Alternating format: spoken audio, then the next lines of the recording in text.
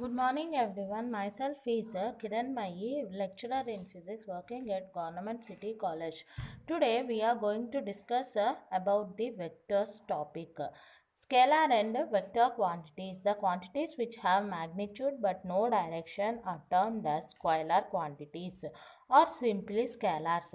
The examples of this type of quantities are mass, time, length, temperature, energy, work, pressure, specific heat, electric charge, current, frequency, potential, etc. The scalar quantity can be completely defined by a number and a unit. The statement that my college is at a distance of 5 kilometers from my residence gives the complete information about the quantity. The quantities which have magnitude as well as direction are termed as vector quantities or simply vectors. Examples of this type of quantities are velocity, acceleration, torque, momentum, impulse, amplitude, wavelength, etc. To express a vector quantity completely, we must specify the direction along with magnitude. The statement that the college is situated at a distance of 5 kilometers from my residence is incomplete until the direction is specified. As we shown in the figure, a vector is denoted by a OA, that is with an arrow over OA. The point O is known as origin while A remains as the terminus.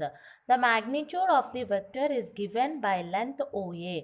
Vectors are denoted by single letter in bold faced as capital A or by putting an arrow on the letter A arrow. In the book, now addition of vectors. Here we shall illustrate the method of addition of two vectors A and B of magnitude A and B. First of all, we draw a line OP of magnitude A and put an arrow at P. Now OP represents vector A. From the head of A, that is from P, we draw a vector B. We join OQ, that is a line is drawn from tail of head B. The vector OQ represents the resultant of two vectors. Symbolically, the addition of two vectors can be represented as R equals to A plus B. We can also draw vector B first and the form from the head of vector B we draw vector A. Now by joining the tail of B to the head of vector A, we get the sum of two vectors. In this case R equals to B plus A. It should be remembered that the vector sum is commutative. A plus B equals to B plus A. Let A and B be two vectors acting at a point O making an angle theta as shown in figure. Now we set the vector B at the end of vector A and join OQ. Then OQ represents the sum of two vectors A and B both in magnitude and direction. Mod R equals to mod A plus B under root A square plus B square minus 2AB cos 180 minus theta, that is under root A square plus B square plus 2AB cos theta. The above equation gives the magnitude of a vector R. Let alpha be the angle between A and R. Then tan alpha equals to A sin theta by A plus B cos theta. Addition of more than two vectors. Suppose we want to add three vectors A, B, C. This may be done with the help of polygon law of vector addition. According to this law, if a vector polygon be drawn, now placing the tail end of each succeeding vector at the head or arrow end of the preceding one, their statement R is drawn from tail end of the first to the head or arrow end of the last. Here, first of all, we obtain the resultant of two vectors A and B, that is A plus B by triangle law, and then the resultant R of A plus B and C by the same law. Thus, R equals to A plus B whole of plus C. Or first of all, we obtain the resultant of vectors B and C, that is B plus C, and then the resultant R of B plus C and A by triangle law. That is r equals to b plus c plus a equals to a plus b plus c. Now the vector sum is associative. Subtraction of vectors. Here we shall subtract a vector b from the vector a. The subtraction of the vector b from a is qualitative. To the addition of minus b with a, that is a minus b equals to a plus of minus b. The negative sign means a vector of equal magnitude but opposite direction. The procedure is illustrated in figure 5. Here we draw a line OP to represent the vector A, and then from the head A another line PQ is drawn to represent vector minus of B. Further, the tail of A is joined to head of minus B. Now the line OQ represents a vector R which is difference of two vectors A and B. When A and B are in the same direction, then A minus B is a vector whose length is A minus B and the direction is along the longer vector. If the two vectors A and B have the same length and direction, then their difference is a null vector. Further, A minus B equals to minus of B minus A. Let A and B be two vectors acting at a point O at an angle theta as shown in figure. To obtain the subtraction of two vectors, we set vector B at the end of vector A. So, PQ represents vector minus B. Then we join O to Q. Hence, OQ gives A minus B both in magnitude and direction. Therefore, mod R equals to under root A square plus B square minus 2AB cos theta. If OQ makes an angle alpha with OP, then tan alpha equals to B sin theta by A minus B cos theta. Subtraction does not obey commutative or associative laws. Next is scalar product of two vectors. The scalar product or dot product of two vectors A and B is defined as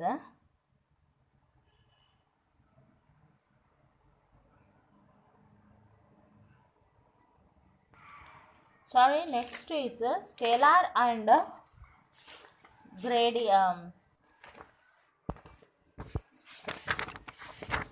scalar and vector fields. We know that a physical quantity expressed as a continuous function of the position of a point in the region of space.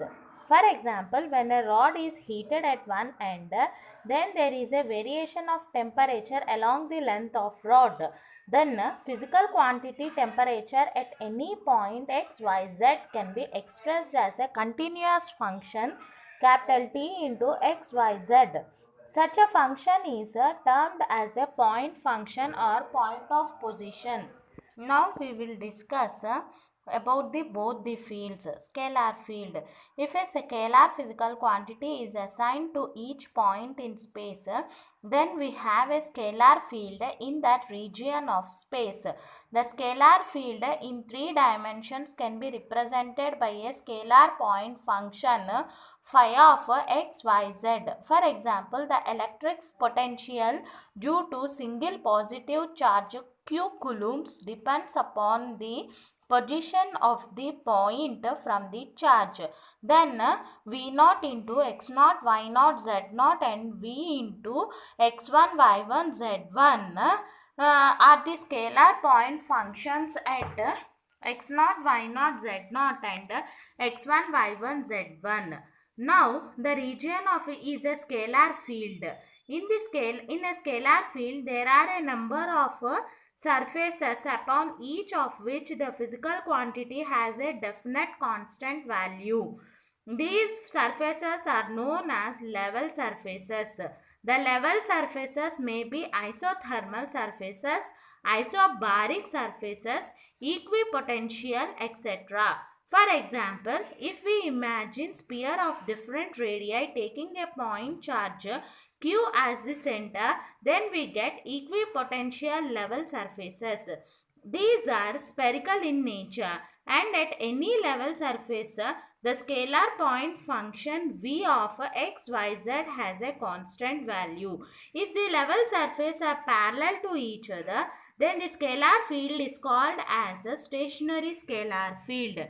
The concept of scalar field can easily be understood with the following examples.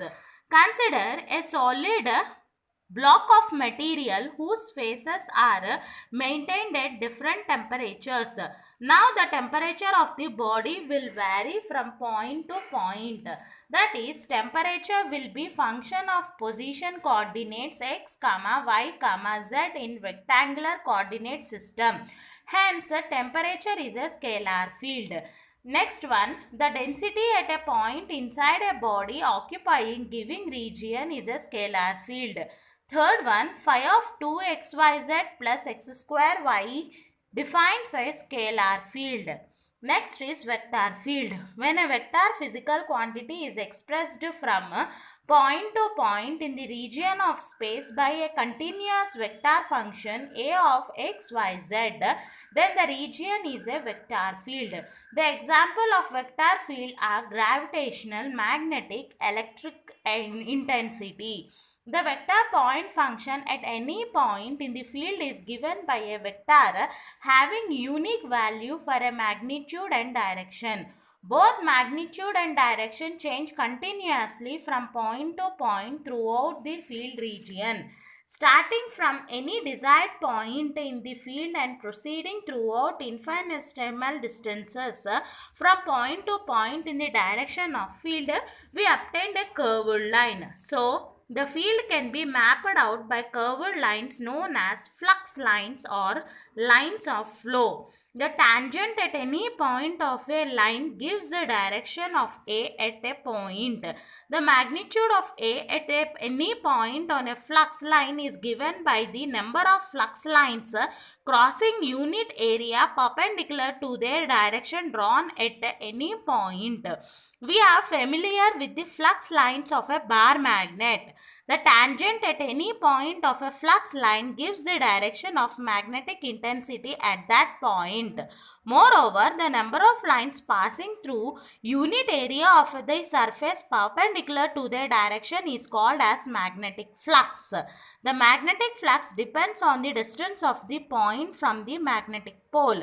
In this way, the magnitude of the intensity of the magnetic field at a certain distance is given by magnetic flux at that point. When the flow lines are parallel to each other, then vector field is called as stationary vector field. Examples: consider a body which is rotating about an axis. The velocity of the body is different at different point. That is, the velocity is a function of position of the point. Hence, velocity is a vector field.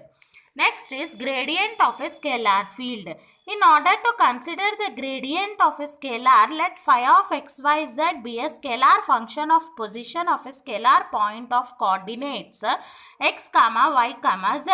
The partial derivatives of phi along the three coordinate axes are dou phi by dou x square, dou x in comma, dou phi by dou y and dou phi by dou z.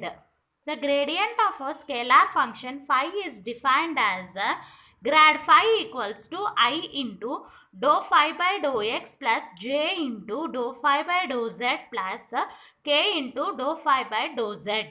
We know that the vector differential operator del is defined as del equals to I dou by dou x plus dou by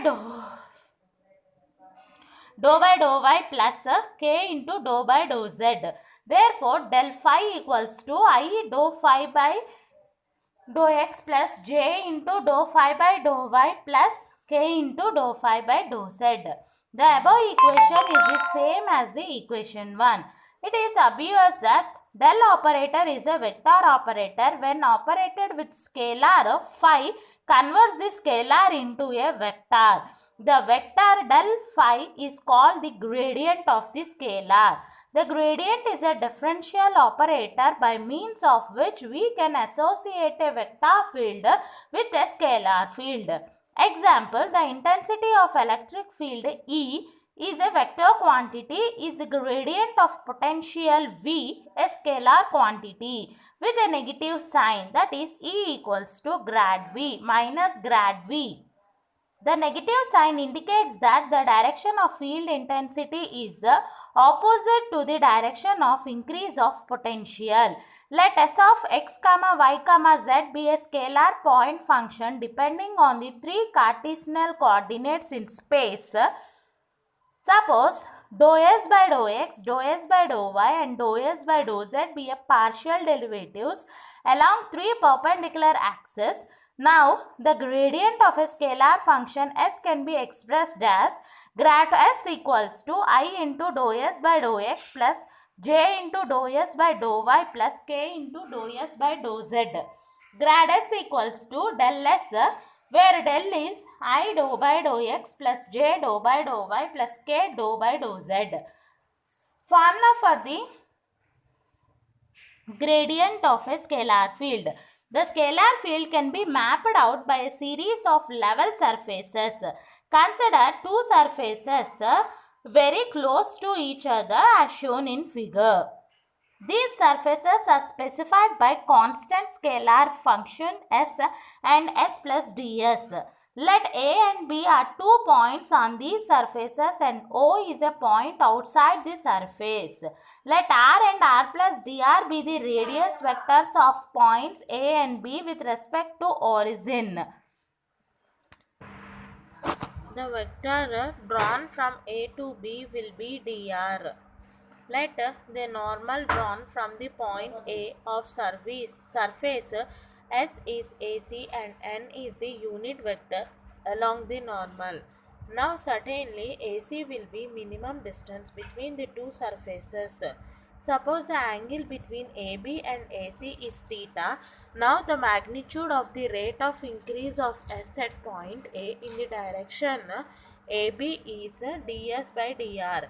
Similarly, the rate of increase of S in the direction AB is dou S by dou N. From triangle ABC, AC equals to AB equals to cos theta.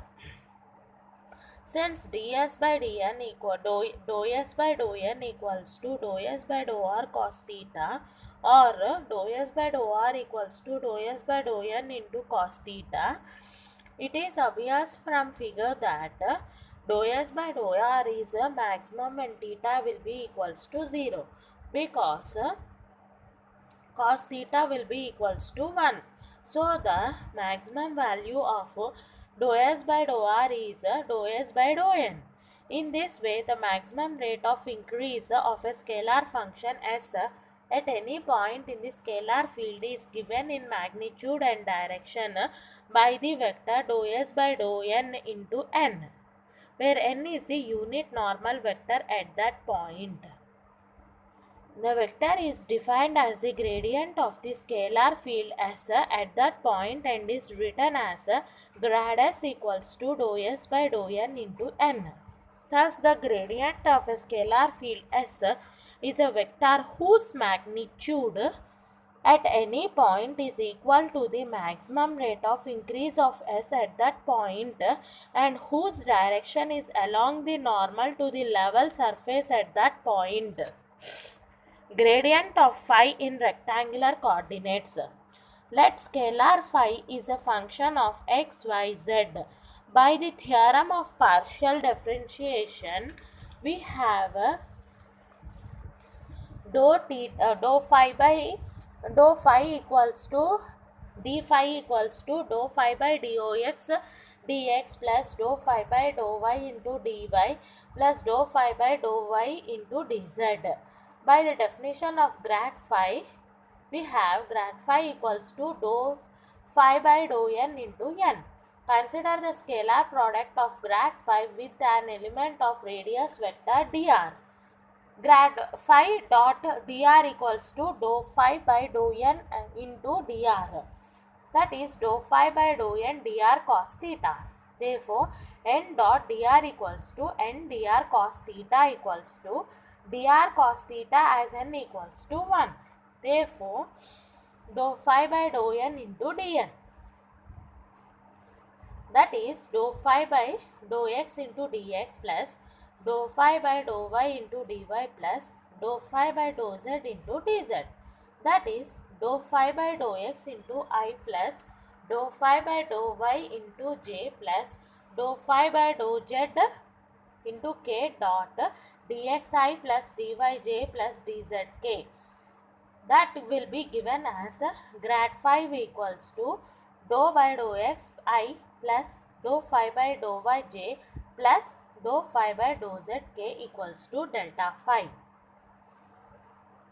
Therefore, grad phi equals to delta phi equals to dou phi by dou x I plus dou phi by dou y j plus dou phi by dou z k.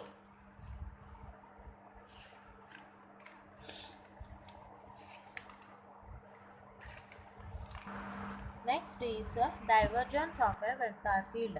The operator delta can be involved in the multiplication with a vector. The scalar or dot product of vector delta with a vector A is called as divergence. The divergence of a vector field at any point is defined as the amount of flux per unit volume diverging from that point. The divergence is a scalar. Let A be a vector function differentiable at each point x, y, z in a region of space. Now the divergence of A is given by del dot A equals to I into dou by dou x plus j into dou by dou y plus k into dou by dou z dot IAX plus IAY plus k AZ, that is dou AX by dou x plus dou AY by dou y plus dou AZ by dou z. Div A equals to dou AX by dou x plus dou AY by dou y plus dou AZ by dou z. This is the expression of divergence in Cartesian coordinates.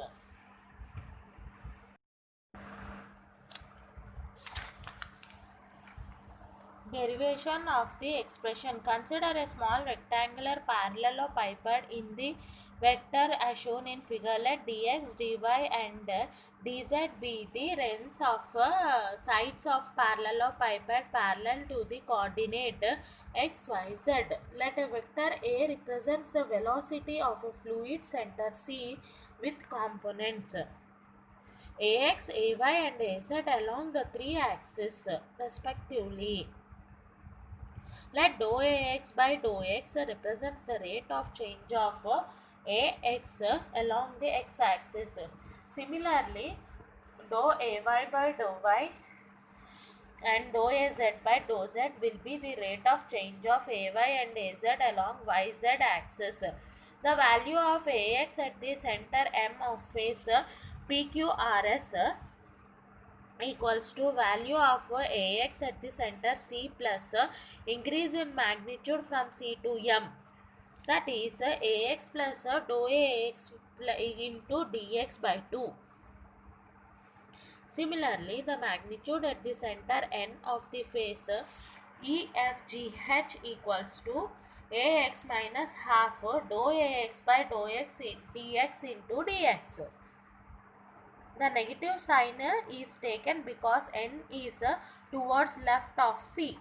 We know that the value of fluid flowing per unit time through a face is equal to the product of area of the face and normal component of the vector upon it.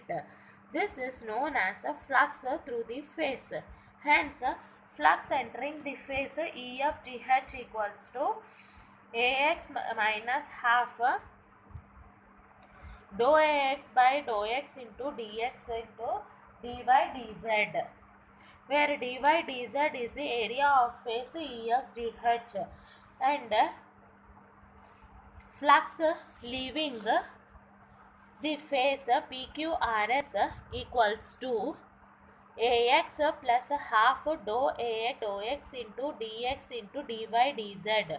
The excess of flux leaving the parallelepiped over that entering in x direction is given by dou ax by dou x into dx dy dz. Similarly, the net flux leaving the parallelepiped in yz directions are dou ay by dou y into dx dy dz.